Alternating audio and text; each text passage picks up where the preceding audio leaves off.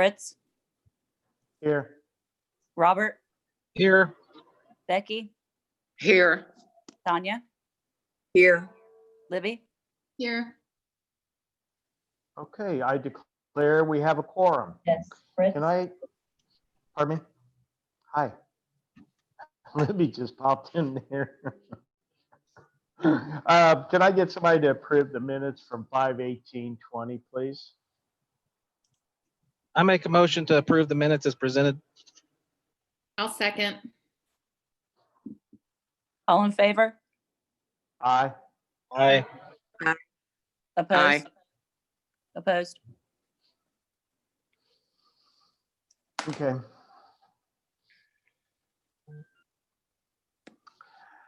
The ayes have it. Did go to 3, new business.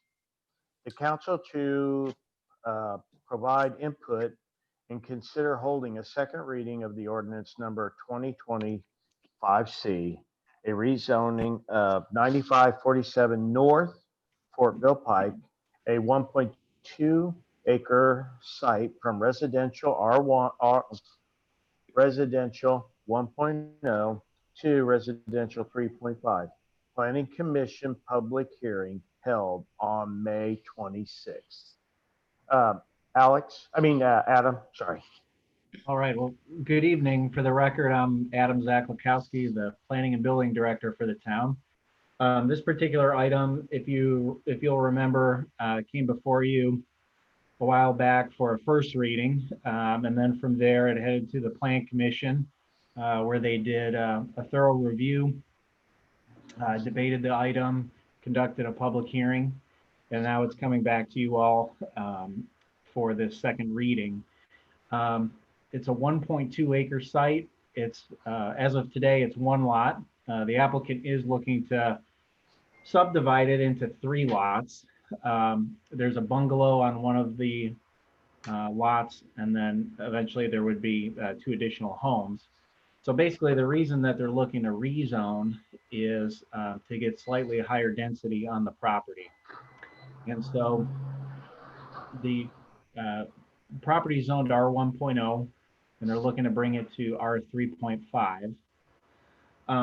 With that, I just wanted to mention a few of the items that the Plan Commission took a look at, and the state law requires you to at least consider these items as well. First item is this rezone, is it comprehensive? Is it consistent with the comprehensive plan? I'd say yes, that the town of Fortville future growth concept map identifies this parcel as residential. Second criteria is the rezone consistent with current conditions or character of current structures on the land? I'd say yes. There's a single family residential bungalow on the property that's being renovated, so it's definitely in conformance with that. Number 3, is it consistent with the most desirable use of the land? I'd say yes. The owner would like to construct 2 additional homes on the land, and it is a residential area nearby. 4th, is it consistent with the conservation of property values? I'd say yes. There are no anticipated negative impacts to nearby property values. In fact, new investment may actually raise property values in the area. And then lastly, is it consistent with responsible growth and development? And I'd say yes, it actually promotes infill development, and it would not have a negative impact to neighboring property owners. So at the Plan Commission meeting on Tuesday, May 26th, they issued a unanimously positive recommendation to approve this item. Of course, the final decision rests with you all. One item that was discussed is a nearby resident had called to ask if it was possible to plant some additional trees in the yard where the bungalow home is. And the zoning ordinance doesn't require that a buffer yard or any additional trees be put in this instance, because The property next door was residential. This would be residential. So, buffer yards aren't typically found in that scenario. Now, that being said, if you felt inclined to condition the rezone and ask them to provide some trees in that area, that's certainly the ability to do that at this point. My position from a planning perspective is I honestly don't think it is necessary, but certainly it's up to you all. So with that, if you have any questions, I'd be more than happy to address those. Thank you.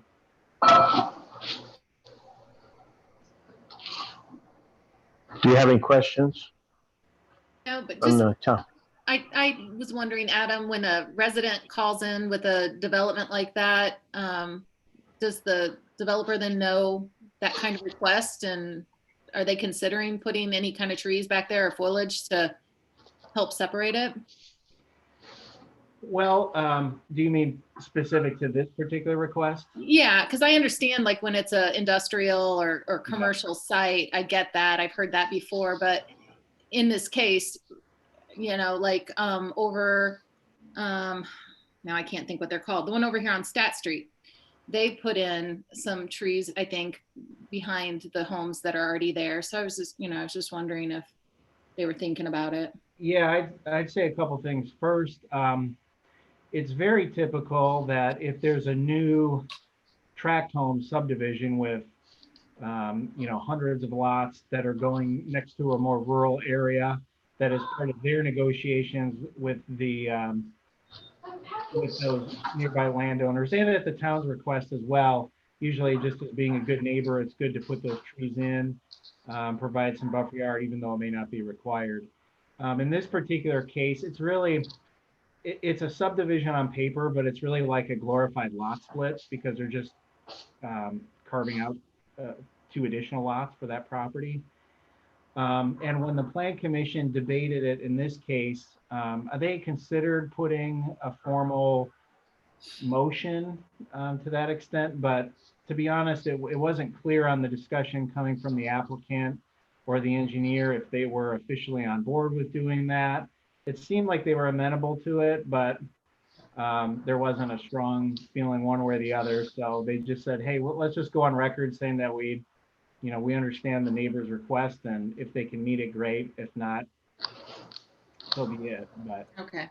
so it was a little bit unclear as to what the applicant was willing to commit to. Okay. Is there any other discussion? Okay. Should open it up to public comment now, Adam, if that lady's here, the neighbor. Sure, Is she you can. online?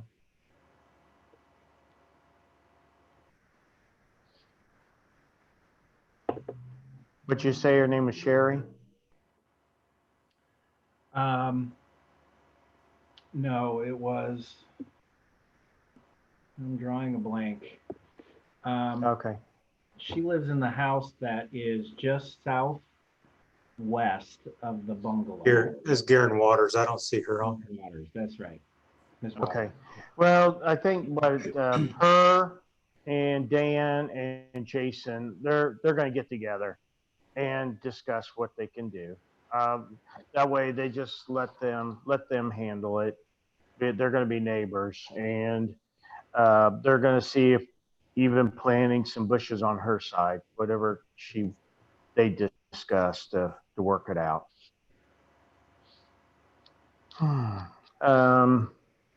So can I get a motion if there's no other discussion? Hey, guys, sorry, I'm driving. I normally make the motion, but I'm not going to be able to. Tanya, you want to make a motion, or I can? Yeah, I can do it. I make a motion to approve ordinance number 2025C for the change of zoning classification as written. I'll second. Oh, I'm sorry, Missy. That's okay. All in favor? Aye. Aye. Aye. Opposed? Second, on the new business, sewer connection fees discussion. Joe, I know you're gonna start this out, but then Buzz. It's actually, you jumped over the chamber event Oh, and the fireworks. oh, well, I see fireworks as the unfinished business discussion. Yeah, I think you've got, Oh, I got an old one. yeah, you Okay, got an what's the- older one. What's on the next agenda? The next one, there's a chamber event request and the fireworks discussion. Okay, the next on there is a chamber event. Nancy, are you there? I am. Go ahead. So I am requesting, first of all, for the Fortville Fab Festival and fireworks event, and that would be held on July 11th, the original date.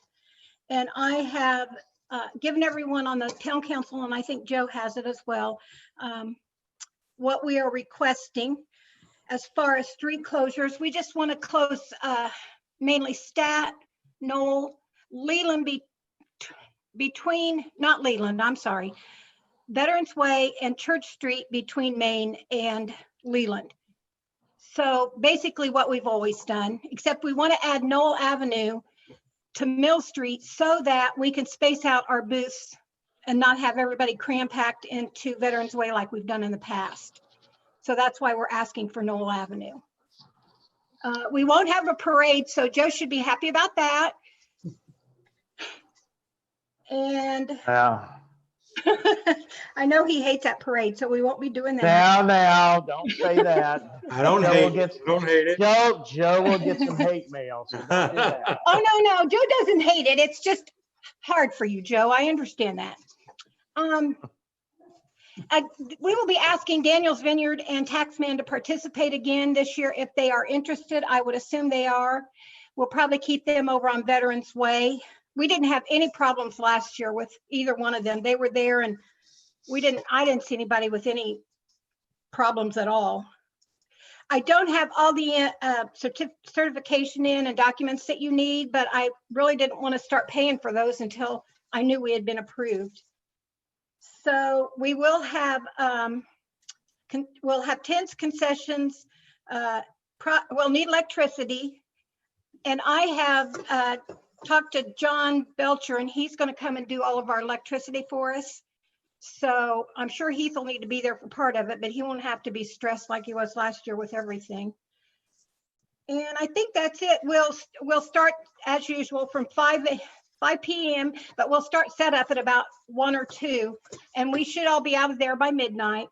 I hopefully will not have an incident sending me to the hospital, and I can make sure there's nothing, no problems when we leave it, that it'll all be cleaned up.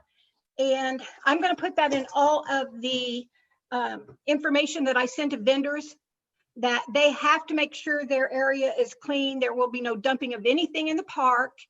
And I make them sign that or have them sign that to be a vendor. So we don't want to have any of the problems that we had last year. We're going to really stay on top of that. So, It seems like the biggest issue we had last year was the trash. There was an awful lot of trash. yeah. Is there any way you guys could provide a small dumpster or something so they could? Oh yeah, I want to get the trash cans and a small dumpster so that we can dump everything as we go along.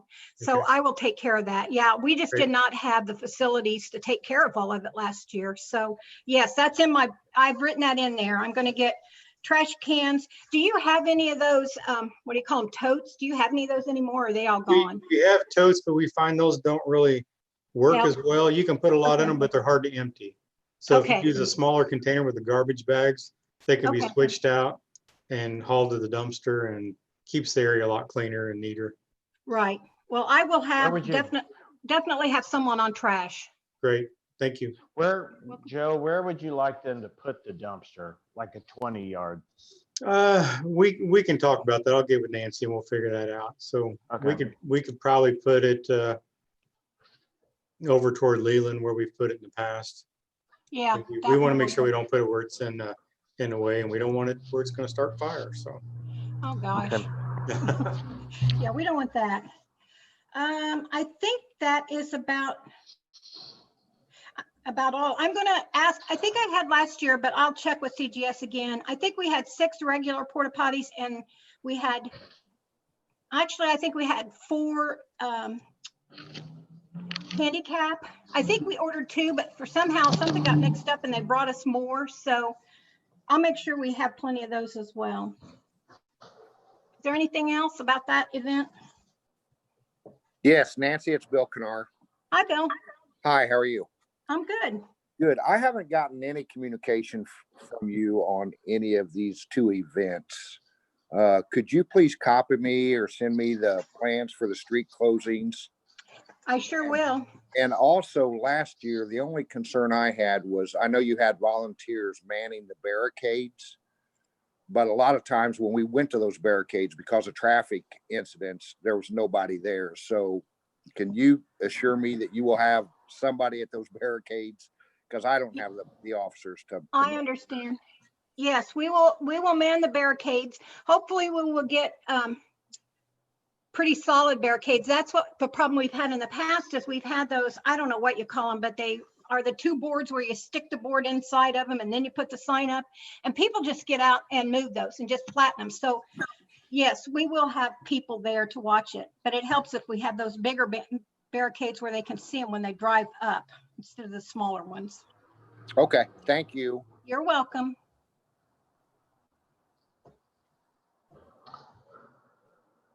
Any other questions from the council? Can I get a motion?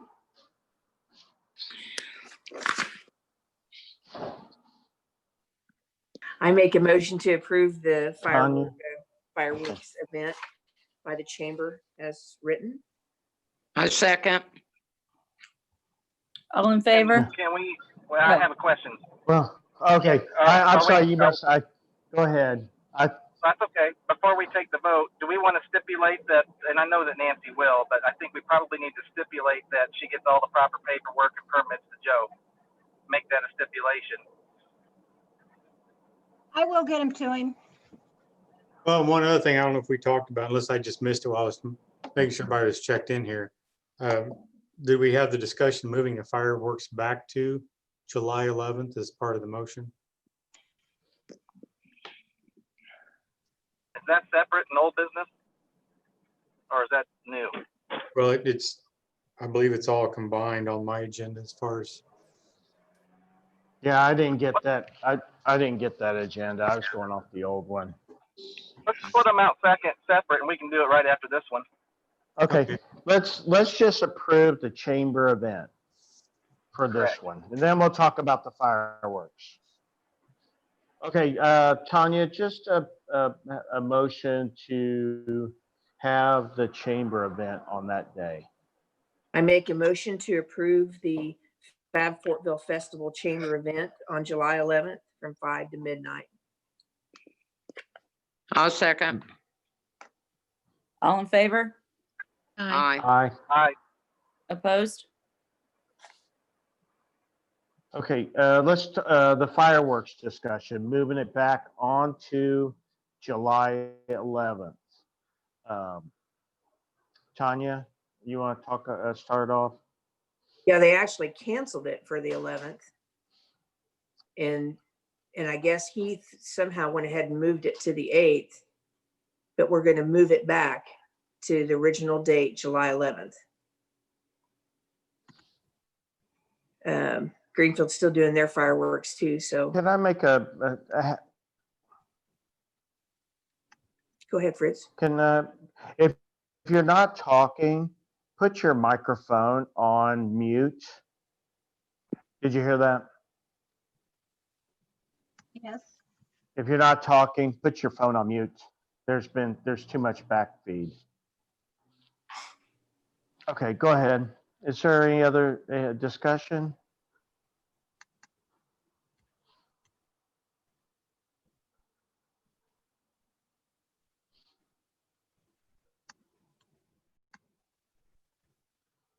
Can I get a motion to move the fireworks back to July 11th? I'll make a motion to move the fireworks back to July 11th. Can I get a second? I second it. Missy? All in favor? Aye. Aye.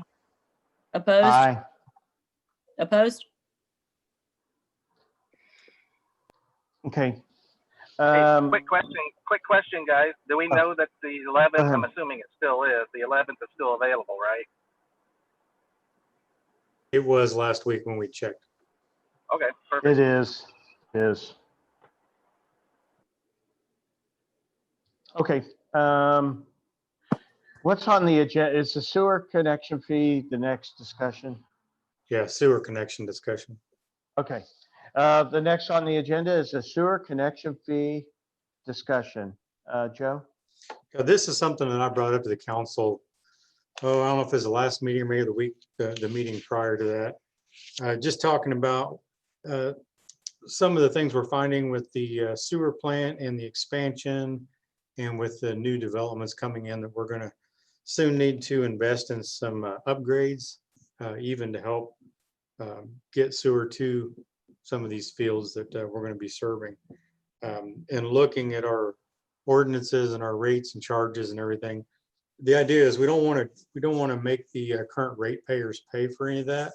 At this time, we want to try to get the new customers, the new development, to pay for those upgrades. So we started looking at our connection fees and our capacity fees as far as sewers go, and found out we're like some of the lowest around. In fact, all of our neighbors' sewer connection fees are at least twice of what our rates are. So the council, at the last discussion we had, asked me to look into that, and we included Triad. That's why Lou Saff is on here, and Buzz, our CPA. He's been working on some numbers for us, and Alex as well. So Buzz, do you want to kind of touch on some of that?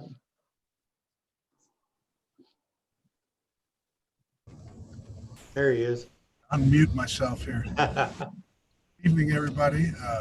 Yeah, we've looked at this from a number of angles, and obviously being in tune with the market and keeping us positioned in the marketplace was an important factor. Right now, we currently had a single system development charge, which we call a capacity fee, and it's $1,700 per EDU, which is the acronym for equivalent dwelling unit or household equivalent. And what we would like to do is to get more in line with what our neighboring communities are charging without exceeding that, really. We still want to be competitive in the marketplace, but we need to start generating some funds so that in a few years, as I understand it, we've got about 1,400 homes of capacity available.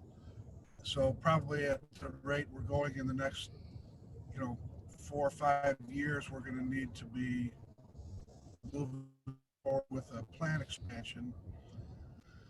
And so we want to start funds that you buy down a bond issue that we would otherwise have to do at that time. And also, hopefully the timing will be such that we'll have 4 different bond issues paying off in that same time frame. So that will give us some additional bonding capacity without having to, raise rates if we replace those payments with new bonds. I'm not saying that we don't have to raise rates ever, but I'm saying we can certainly minimize, what we might have to do if we have cash that we build up from developer fees and have these other bonds start paying off. We'll be in a much better position to address the treatment plant expansion at that time. And so what we're proposing in this scenario is that we would add a connection fee that I believe the capacity fees right now are paid by the builder at some time after they get their plats approved. we'd like to implement a similar fee for the builders, that as they draw down their building permits to actually build the homes, we would get another $1,700 per EDU or household equivalent. That would put our total system development charges up to about $3,400 per EDU, which we think is very much in line and competitive with all of our neighboring communities and really throughout the state. I think that's a good option. I also did some safe harbor calculations to make sure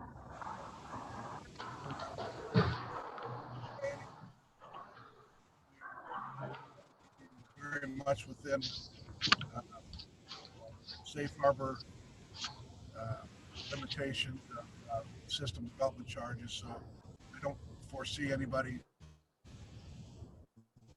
trying to sue the town over the or the capacity fees. We're still going to be well within the safe harbor limitation. Being able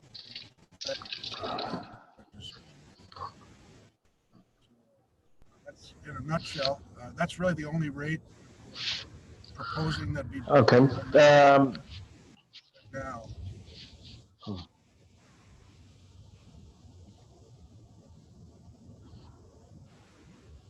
Fritz, did you have a comment?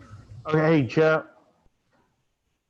No, you're breaking up. Is everybody getting everything Buzz is saying? I'm sorry. This is You might be Lou. breaking up. Fritz and council Yep. members, this is Lou Safka with Triad.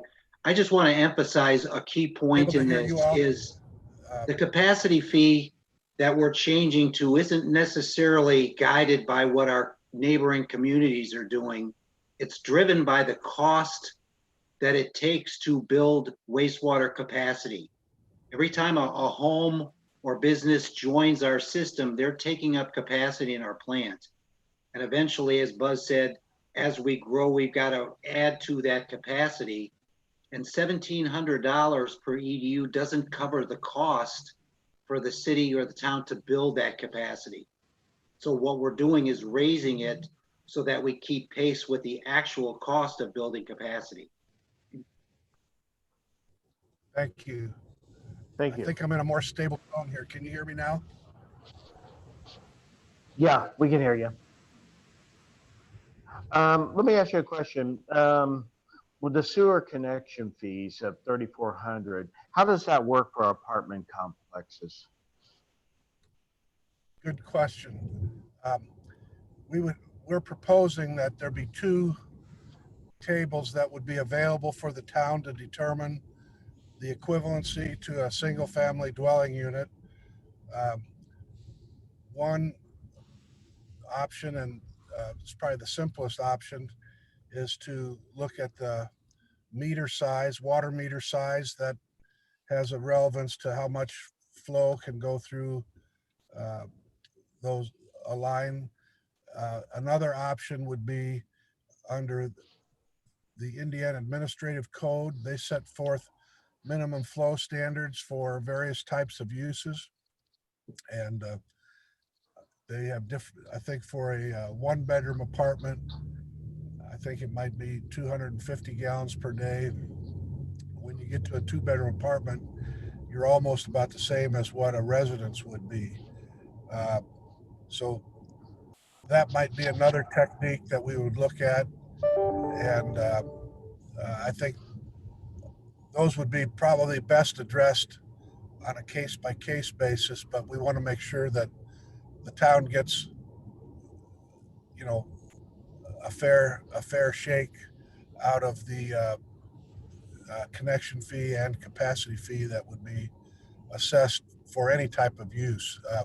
When you get into large buildings that might have multi-use facilities or multifamily housing, again, sometimes using the meter size is appropriate, but there may be times where we may want to rely on the flow standards from 327, section 327 of the Indiana Administrative Code has sets forth minimum flow standards for various types of uses. And the way I think we have it worded is it could be the greater of the two, whichever we'd look at it both ways. If you had unmetered service, which I don't anticipate that we would, but there is that would be the fallback also for any unmetered new connection to use the 327 IAC or Indiana Administrative Code minimum flow rates. That's how it's presented right now, anyway. Okay. Okay. Is there any more questions from the council?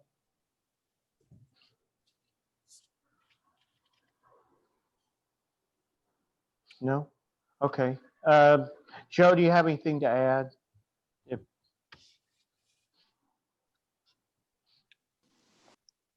I'm not sure if everybody can hear me. There you go. I didn't have my, sorry, I was still muted. I know Alex and Buzz have been working on an ordinance. I don't know if that was something that the council would entertain a first reading this evening. And then we could set up, I believe it's got to go to a public hearing, and then we can do the second reading at a later meeting. Yeah, just to Okay. add to Should we that, ask for public comment if there is any? Do you see anybody that has a public comment? There's none identified at this point. and Fritz and council, just to flesh out the process, like Joe mentioned, if you once you introduce the ordinance, then we have to notice up a public hearing. We put it in the paper 10 days before the public hearing, but we also have to mail out notice to every ratepayer, every current ratepayer.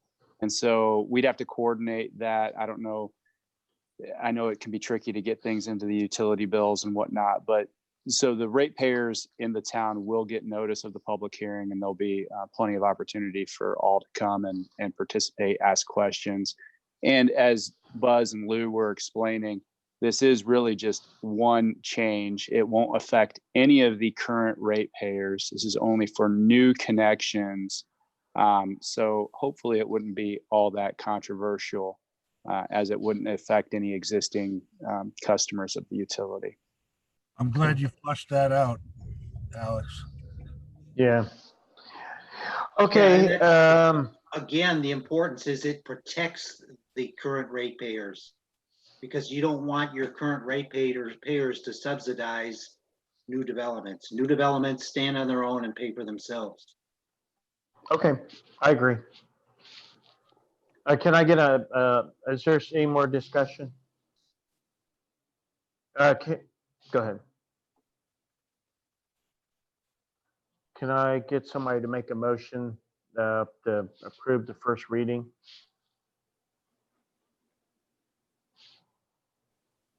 I make a motion to approve the first reading of ordinance number 2020-6A, amending the rates and charges for the use of and services rendered by the sewage work system of the town of Fortville, as written. I second. All in favor? Aye. Aye. Aye. Opposed? Alrighty. Next item up is the IURC discussion. Joe? The IURC discussion, that is something that came up earlier on when we started talking about these capacity fees. And I think there was also some information that came across the line as far as the way we have to handle some reporting and different things that's going on, especially with the COVID and all that. But the council had shown some interest in looking at the IURC and opting out. I know that's something that we had looked at before. We had put together a little more research. I know, again, Buzz and Alex have been working on that. So, you know, I'd turn that over to them to discuss and bring you up to speed on some of that. So before Buzz gets into the financial side of things about why this really makes sense and the analysis that he's done, the process that we'd go through, somewhat similar to our last discussion, is we would need to send out notice to all the current utility customers, water utility customers in the town, at least 30 days before a final vote on the ordinance. So you could introduce the ordinance on first reading this evening, and then Joe and I would coordinate getting that written notice out to the utility customers. So 30 days after the notice goes out, you can have a second vote. There's not a public hearing process in a town for this procedure. After you and if you adopt the ordinance to opt out, and Buzz can talk about the reasons why that may make sense, then the utility customers have 60 days to, if they want, to get a petition together to request putting it to a vote in November. And without getting into the weeds of how many people it takes and whatnot, that's the process. So I know a lot of folks will probably remember or have heard that these types of things go to referendum, and that's correct. They can, but they don't have to. So it takes an action by enough people that enough utility customers to actually request that it goes to a vote. I'll pass the torch to Buzz. Thanks, Alex. I know we've provided, can everybody hear me okay right now? Yes. We provided a lot of information over the last couple of months, starting back when we did the workshop back in February regarding this topic. And the primary reason that we want to do this is small communities just cannot afford to be, under IURC jurisdiction. It's the costs and benefits just aren't there. Even if we wanted to upgrade of our connection fee for the water utility, we would have to go through a formal hearing procedure at the commission. Those procedures cost money to have legal representation, expert witness testimony, and then the time lag involved is another significant cost. Just the time it takes to react to economic changes that might warrant your ability to react more quickly than what you can in the regulated environment. I think I even sent a copy of the Standard & Poor's rating comments on for everyone to look at, where it discusses the negative aspect of having to go through that regulatory lag has on credit ratings for utilities. So for those reasons, about 93% of all of the municipal water utilities in the state have already taken similar action. So Fortville is definitely not out on a limb in pursuing opting out of the IURC. Really one of the last ones out there. So we think that it would be helpful to do that. You've got things coming up in the water utility, the same as you do in the wastewater utility with regards to adding capacity. The growth rate of the water utility has been even much greater than what we've seen in the wastewater because of our recent developments up in Hamilton County that we've taken on. And those have had real favorable impact on the water utilities, financial condition, cash flows, and so on. But we're going to be looking at adding capacity. Might entail both treatment and well capacity.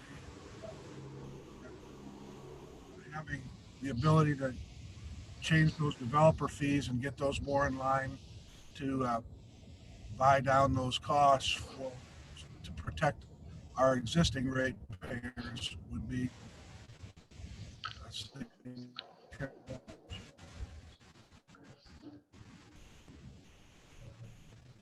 Okay. Lou, do you want to add on that, or You say Lou or me?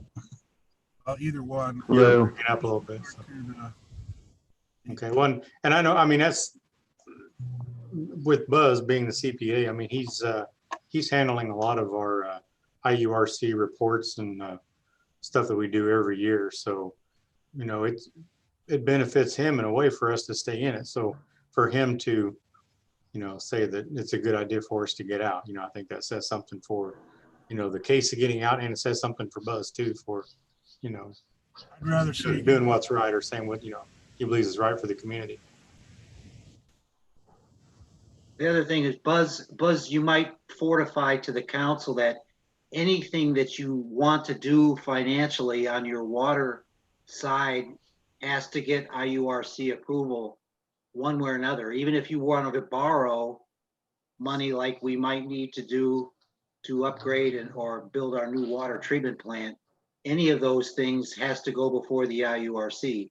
Now they'll sell you on that you can do what's called a small system filing, but the cost associated with that, Buzz's time, Alex's time, and Triad's time, is charged to your water utility. And you really have no way to recoup that, except if the end result is increasing the fees. And again, then the users are the victims of those costs. For instance, when we did the last water upgrade project in town, where we built the water tower at the school and rehabbed the water tower in town, we did some water main work. We had a modest rate increase. And, you know, you guys as a council, what you pass affects you as well. When you pass a rate increase, you're paying the same fees as everybody else. So no council in a community of your size will go off the rail and increase rates and so forth that you wouldn't stand either. Small town government to me is probably the most honest form of governance. So if somebody wants to challenge you and say, well, what prohibits the council from just raising rates, you wouldn't do that to yourselves. So there, in fact, is one of the bigger arguments to do that. But when we did that rate increase, I think the sum total of legal, engineering, and Buzz's time was probably in the neighborhood of 40 grand for that particular hearing. And when we had the public hearing at the school, 10 years ago, I think 2 people came, and one was just complaining about their cable bill. So there wasn't any pushback at all on the rate increase at the time, besides the fact that your rates are some of the best in the area on a comparison basis all over the place. So we want to try to keep them that way. yeah, and you will, no doubt you will, because it affects you as well. yeah, as an example, it would probably cost at least $50,000 rate case that I was talking about 12 years ago, I think. We just finished the commission proceeding with one of our clients that Lou and I were listed. I think that bill ran up over $100,000 for commission charges, fees, but the legal costs, and the time. That didn't count the time lag in being able to react to significant costs. Probably outweighs the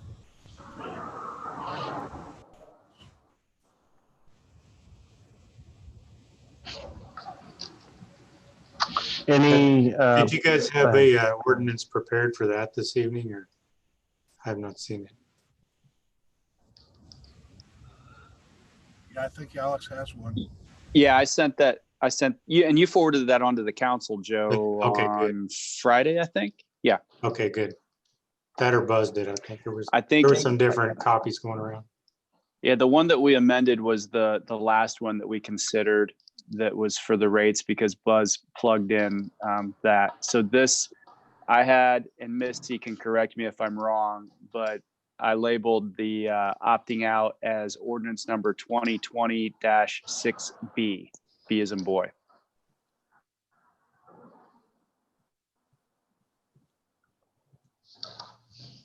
And then tonight's just discussion, right? And then we're gonna put it on the agenda next week to move forward. You can certainly, Because this, on mine, it's up it to you. just says discussion.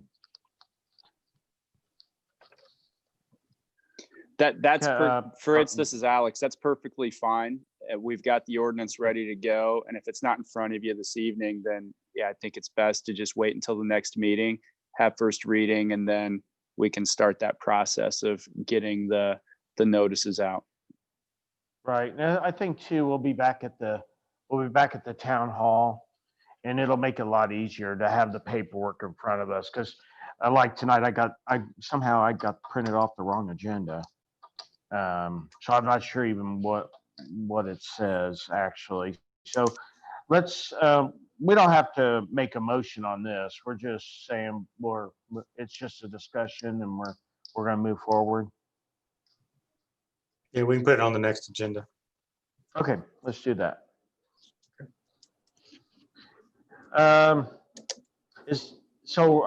Okay.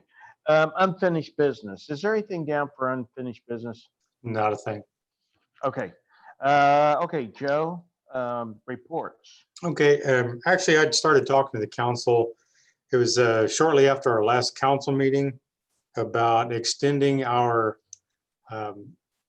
non-shut off of the utilities and non-charging of the late fees for the month of June for this next billing. I think I had a chance to talk to a couple of you, and about that time I got an email, and it was another directive from the governor pretty much stating just that they are not going to permit shut-offs of utilities or late charges until after June 30th.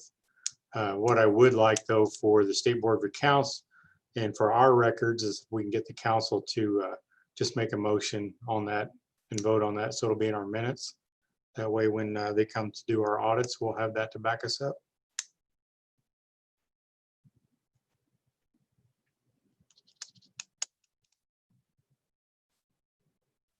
Okay, I guess I'll make a motion, right? Is that what I Yeah, need? Fritz, I saw Fritz talking. He's muted himself.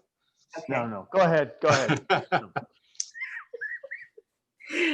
I guess I'll make a motion to approve the extension of withholding the late fees and disconnect notices until July 1st.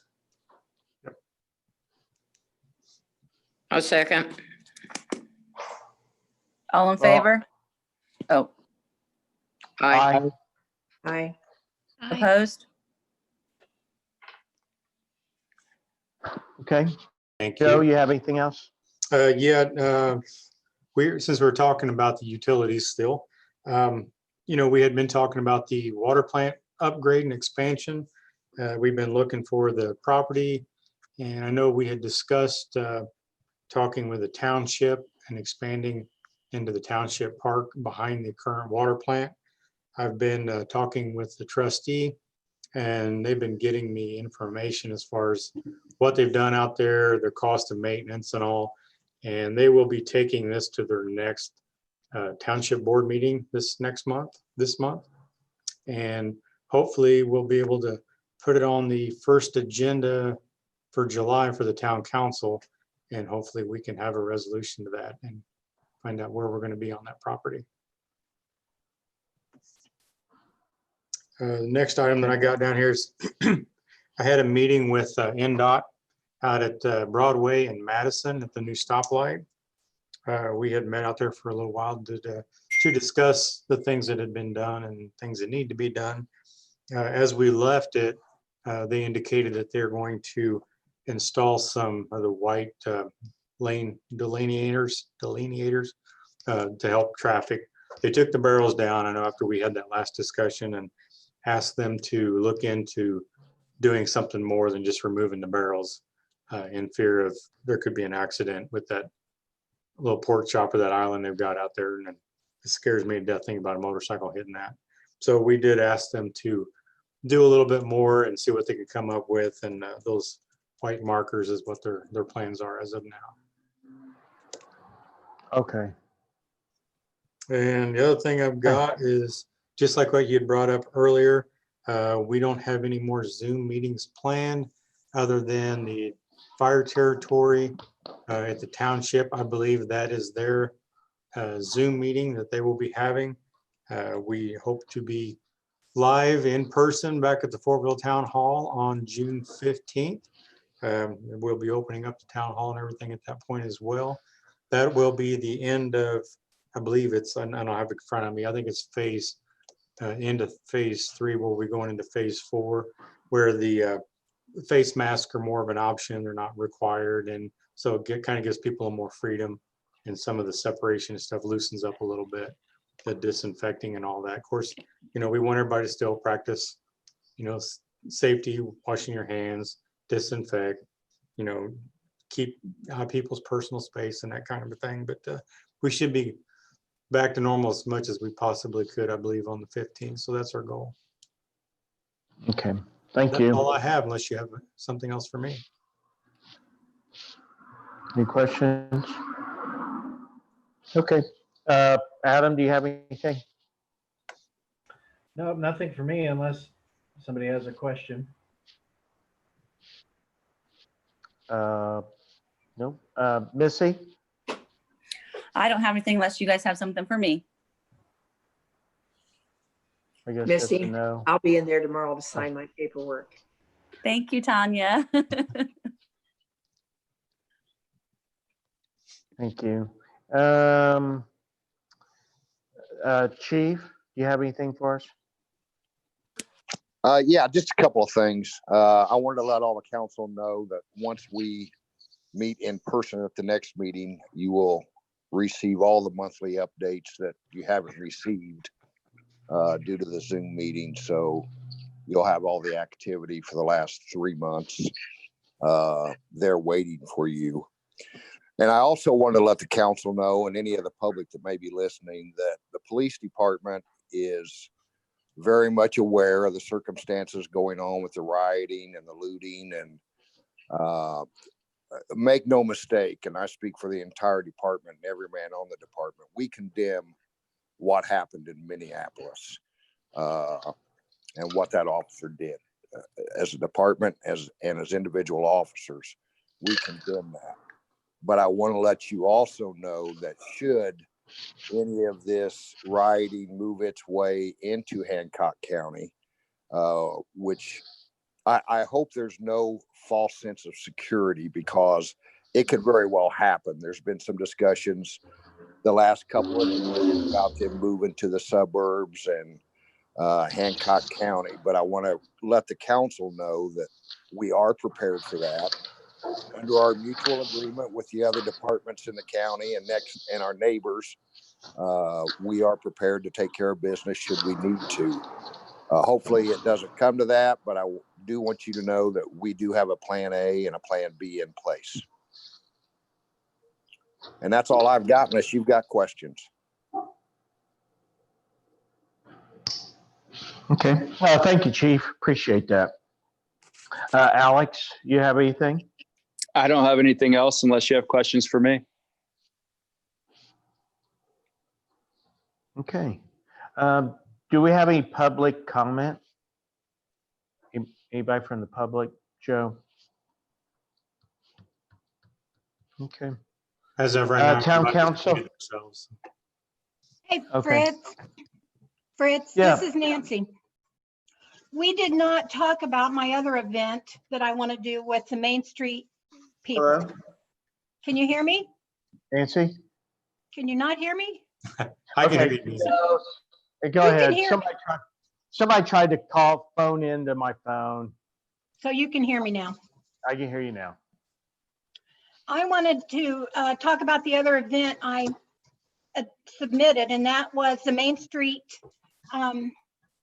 business owners and restaurants event. I had originally sent it in for June 28th, but I think it would be better if we changed the date. after the governor has lifted all the, I don't know what you call them, but everything should be lifted and we should be able to have as many people as we want at that point.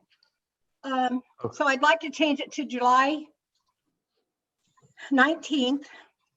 And we would just be closing down Main Street from Stat to Broadway and including Maple from Main to Broadway. And it would be an event where the restaurants would bring out their tables onto Main Street, bring out tables, and we would take reservations only.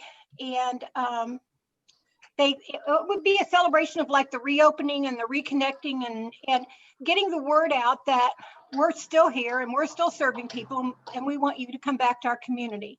I'd like to get a lot of advertising in with the local area, and I know some of the areas that usually come to town.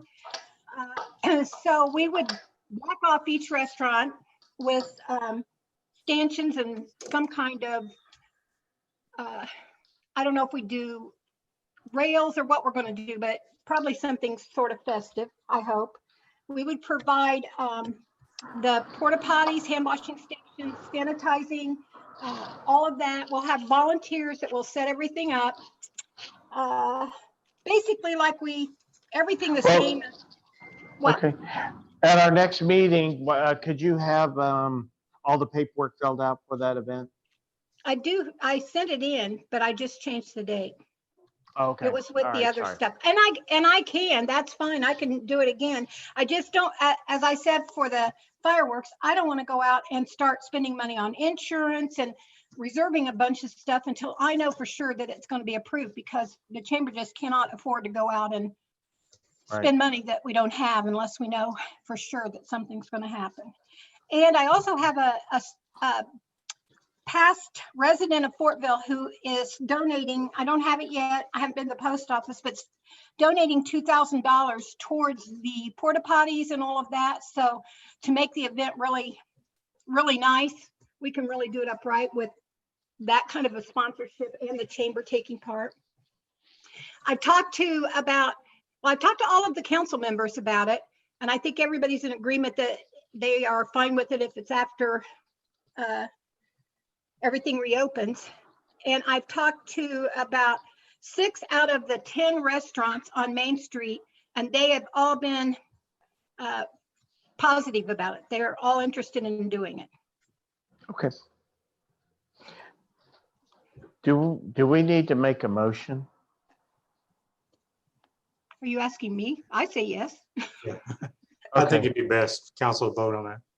Okay. Yeah. Could somebody make a motion, please?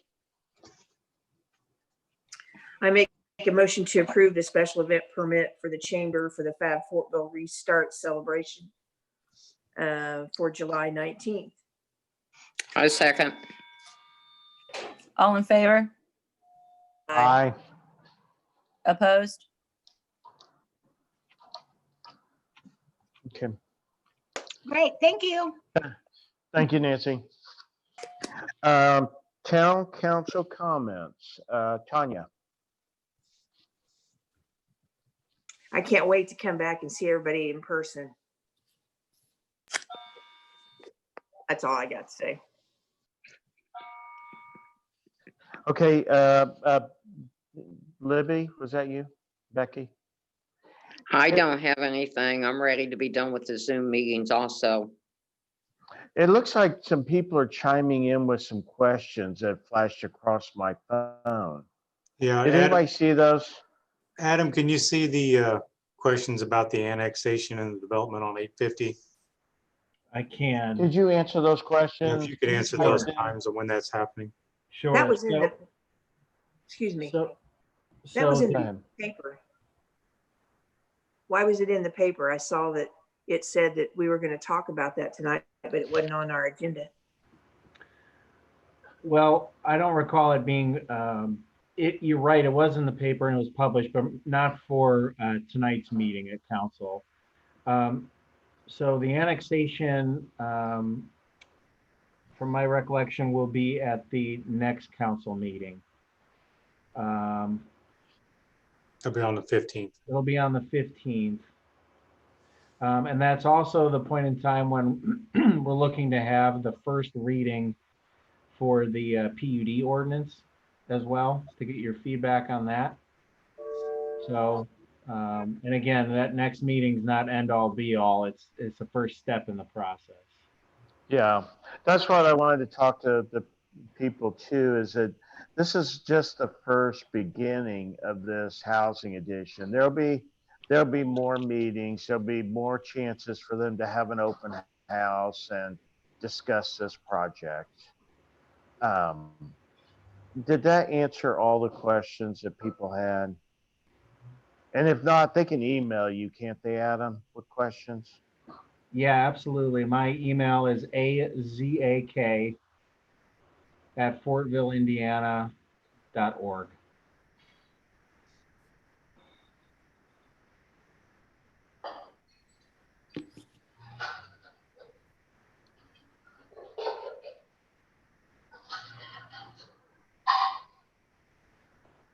Are you there? Okay. Any other, Robert, did you want to make a comment? I don't have anything. Thank you. Okay. Did I ask Libby if she had a comment? You did, but then somebody else started talking. I don't have anything. Okay. I don't have anything either. Can I get a approval to sign the vouchers? Make a motion. I'll make a motion to sign vouchers. Can I get a second? I second. Okay. Tanya, was that you? Yes. Okay. All in favor? Aye. Aye. Opposed? I make a motion that we adjourn the meeting at 8:02. A second. All in favor? Aye. Aye. Aye. Opposed? Hey, Joe and, Joe and Adam. Is there any way you guys could stay on for a couple more minutes? And it looks like people are asking questions. Can you help because it's flashing across mine, but I don't know where they go. I think all the questions, we're answering those. You're answering them? Yeah, I mean, it's pretty much questions on the annexation and development that we just discussed. And Okay, that'll be on the June 15th at 7 p.m. here at Fortville Town Hall, live and in person. good. I can't wait. All righty, I'll see you guys in 2 weeks. Thank you. Bye-bye. Thanks, everybody. Good night.